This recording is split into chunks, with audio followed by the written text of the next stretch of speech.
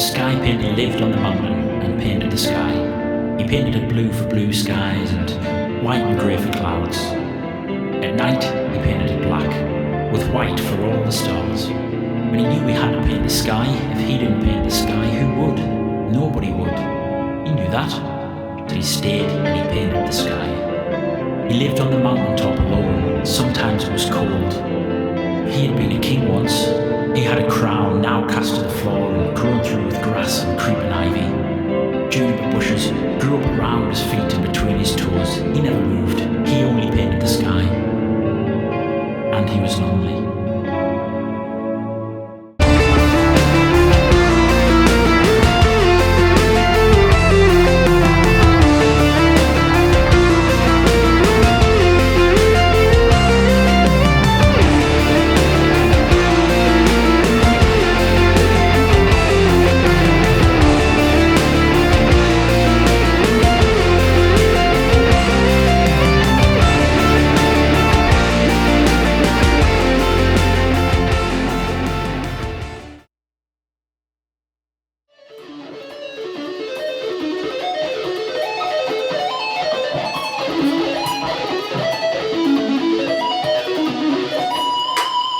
Adam here as usual, just practicing a little bit. This is going to be the first recording diary for the new album.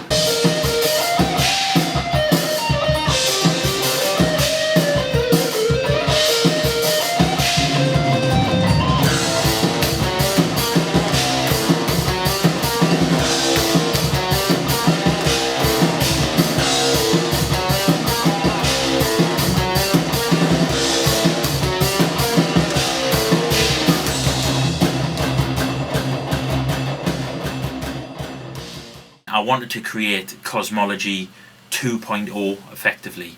I was really proud of and still am proud of and pleased with Cosmology and the success that had and the response that I got from all of you guys and from the the media involved. I was really impressed with that, and I wanted to be careful to not quickly force out Cosmology 2 and quickly force out a new album, because I didn't want to run the risk of falling foul to second album syndrome like a lot of bands and a lot of artists do. They'll put out the first album and it's a little bit raw, it's a little bit rough around the edges, but musically it's there and it's pretty solid and people respond well to it. And then the second album is kind of a rehash but not as good. So what I wanted to do was take Cosmology and really take it up a gear. So I had effectively kind of Cosmology 2.0, and that was the original idea behind the SkyPainter. I would stick to sort of similar themes, but naturally as my kind of musicality matured a little bit, as my playing got a little bit better and my composition got a lot better, it naturally took on a more progressive approach. Recording the rhythm parts for the album, I'm going to be reamping, so I'm going direct in to the computer, into the interface here. But in order to really feel the recording, you just need a bit of beef, so I'm just recording with an amp simulator on.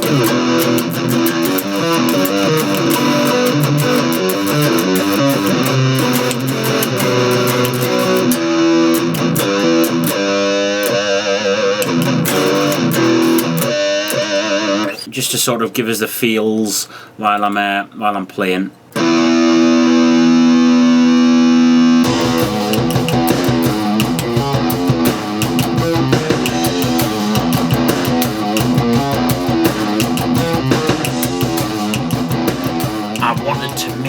Some of the elements of progressive metal, which is, I absolutely live in the world of progressive metal and progressive rock, that kind of world between worlds that doesn't really exist, that a lot of musicians kind of live in and are born into.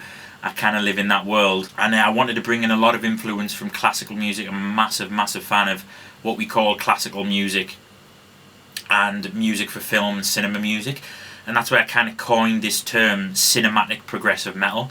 I really wanted the music to kind of sound like a film in a way. If there's such a thing as a progressive metal movie, I kind of wanted this to be the soundtrack for it, and that's the idea, and the songs and the melodies and the music should paint pictures.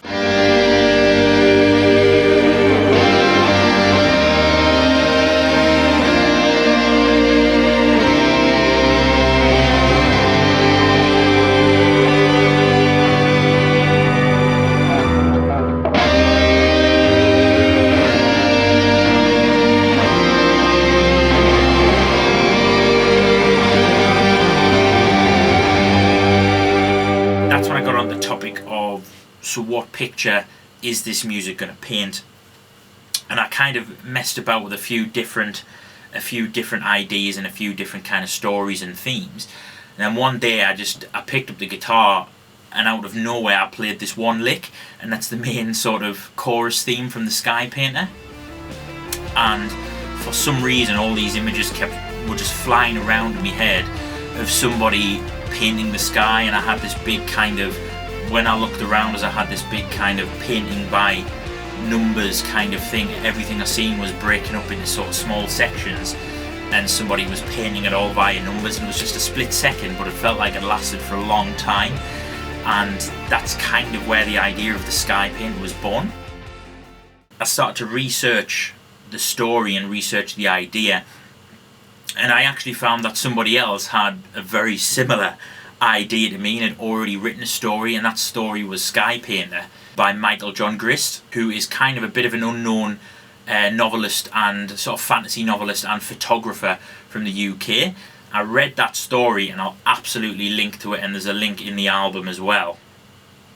And I just thought, wow, this is pretty much what I had in mind. I'd already written some of the music, and then I was starting to try and piece it together with the story I'd come up with. But this story that Michael had already written just fit so much better. It just worked, and the music feels like it describes that story, and reading that story is a big part of the album as well. So people who really want to get the concept, really grab onto the music with both hands, you read through Michael's short story, you'll really feel that coming through in the music, hopefully. So I contacted Michael a few years ago, it must have been about 2 years ago now, and I said, look, I've been writing this music, blah blah blah blah blah, I'd really like to use elements of your story in it and almost have the album based on your story. And Michael checked out what I was doing, and he was up for that as well. And we kind of got talking on Facebook and via email, and he comes across as such a genuine, such a really nice guy. And he's kind of been behind the album for the last few years as well, and he's really looking forward to it. I tried to get him to have a bit of a guest appearance on the album, but he was a little bit uncomfortable with that. So there is actually some small parts, the beginning of one of the songs and the end of one of the songs, where there's some words, some prose taken from the story that I've narrated, just to kind of help really bring the world of the SkyPainter to life and really start and close the journey. So that's kind of what it is. We're just reamping the guitars. So I've spent the last, that sounds so weird just in clean, it's been a long time since I've heard it. So I spent the last 45 minutes or so tweaking the setup to get everything sounding just how I want it. And it's sounding massive. So we're coming out of the interface. We're going into the Palmer de Capo reamping box, and that's going out of the iron tone cable, of course, all the tones in the cable. We're actually running through the full pedal board, so I wanted it to sound as close to sort of the live sound I'm getting as possible. So going through the full pedal board, including the buffer in the GSC4. The only pedal actually active at the minute is the Mark L Jazzy Drive, which just does that 808 mid boost thing, absolutely the best in my opinion. Then we go up into the first channel of the TL Audio Ivory Series 5013 compressor, 5013 valve EQ, sorry, across the first channel, where we're cutting out a lot of bass and a bit of treble, boosting the mids quite substantially. Then goes into the ultra channel of the Hughes and Kettner Trilogy, of course. Back out the effects loop, we're going up into the Digitech valve effects, where we have some compression and some gating, and that's it. And then into the second channel of the TL Audio Ivory Series, where we're bringing some of that low end back in, but not a lot of it, and bringing some of that treble back in as well. We're pretty much doing very limited EQ. I'm a little bit more aggressive live, but for recording purposes I wanted it slightly tamer. And then we're just bypassing the TC Electronic D2, and we're going back out, back into the back into the Tascam US 1641 interface. I did experiment running into the Tampa instead, but I was just letting the sounds clean in. Several dB of sort of gain increase in the Tascam as well, and it's sounding pretty beefy. So what I'm not doing, if you look at the volume, I'm not absolutely maxing the volume. I've got the volume on sort of like a quarter. That's the master volume there. I've got the volume on like sort of a quarter. the higher you turn this up, the more sort of saturation and sort of fuzzy dirt you get. And for the purpose of this track especially, that might be useful on some, but for the purpose of this track especially, I want that really clean, crunchy gain.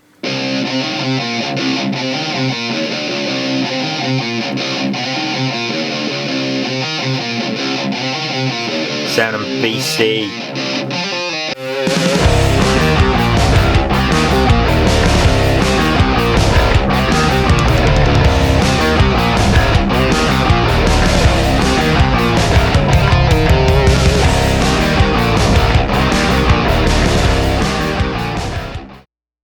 Yes, so this is Cosmology, but it's bigger, it's grander, it's completely more pretentious.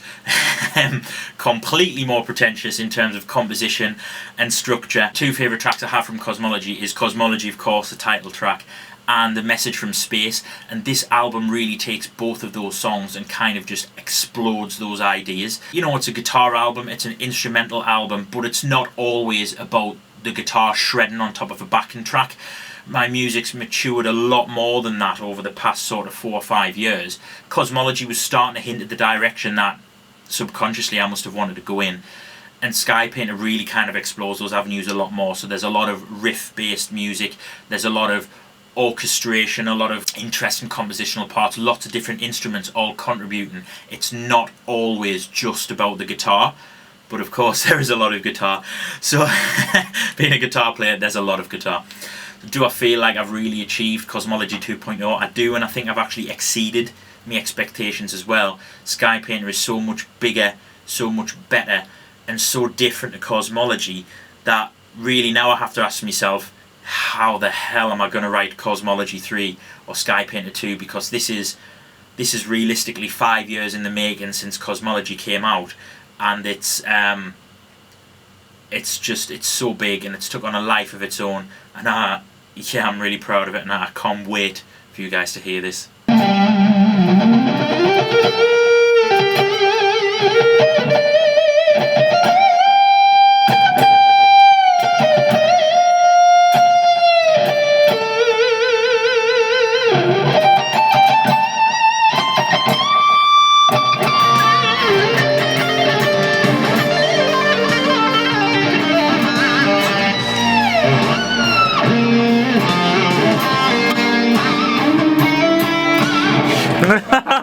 Yeah, that bit.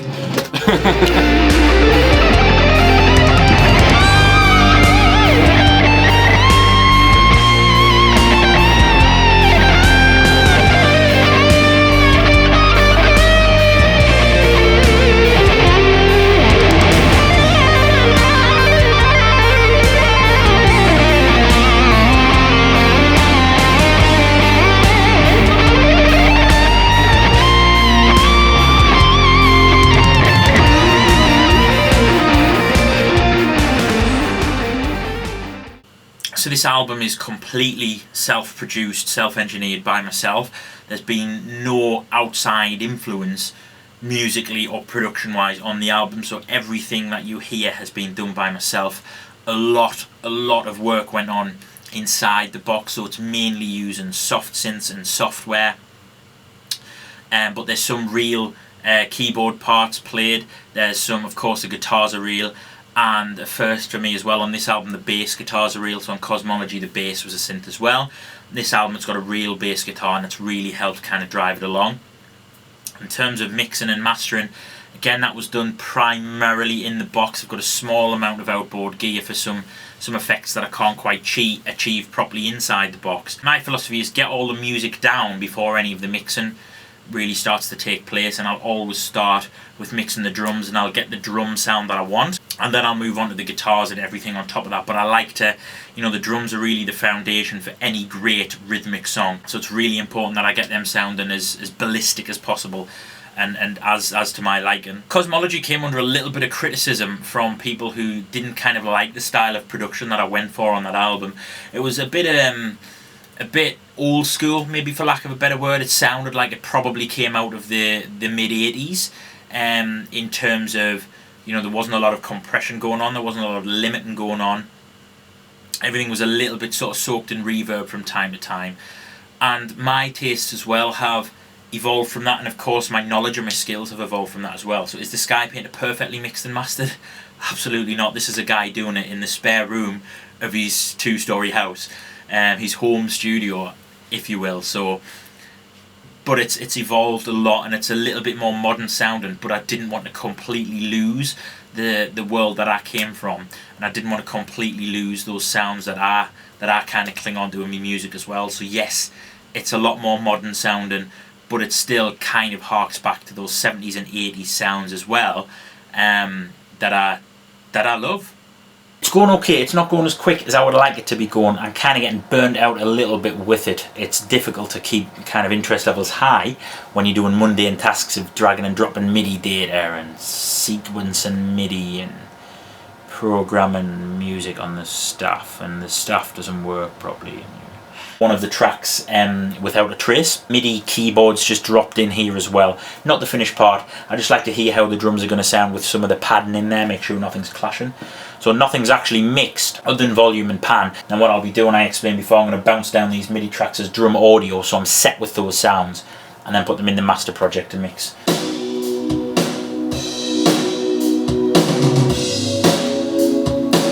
Really liking how the snare and the kick sound, and especially with a couple of snares and kicks working together.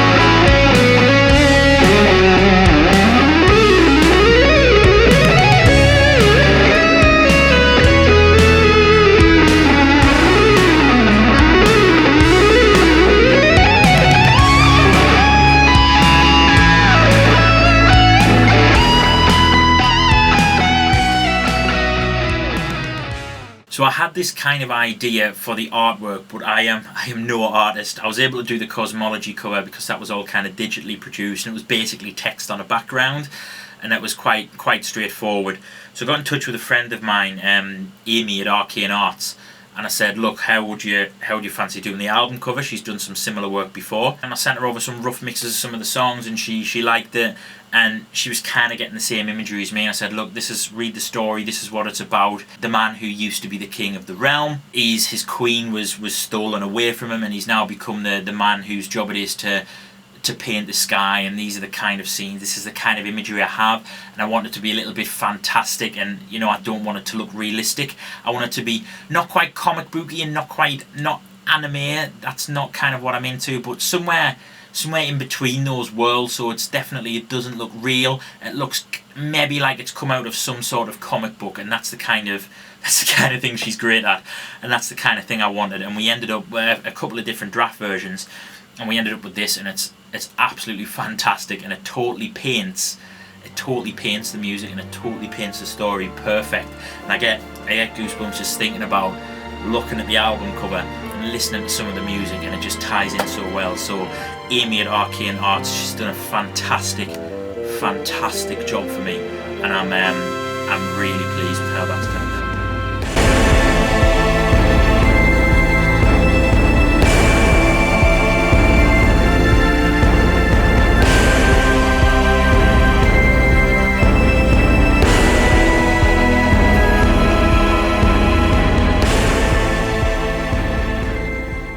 So next for me, album 3 has already started being written. I've got the drafts and the outlines of a couple of songs, bit of a theme that I'm going to go with as well. You know, I don't know exactly how it's going to work. Don't think this one's going to be a concept album and as conceptual as what SkyPainter is. More heavy, more progressive, more cinematic. So hopefully I can take it to level, you know, with each album I want to take it up a level. Hopefully I can take this up to level 3.